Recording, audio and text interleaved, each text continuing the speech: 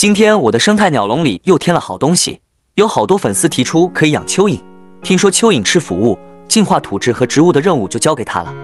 只要在我的生态鸟笼能共生的，我都可以尝试饲养，直接连土一起倒出来。听说这个蚯蚓土对植物也很好，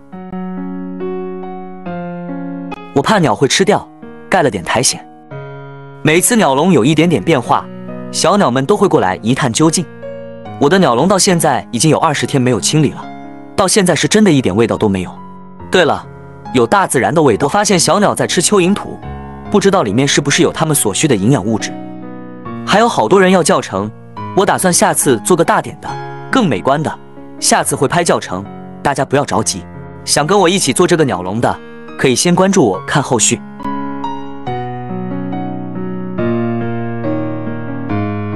还有这个流水水池也比较受欢迎，这个水质问题大家也不要担心，偶尔加水换水就可以保证水质。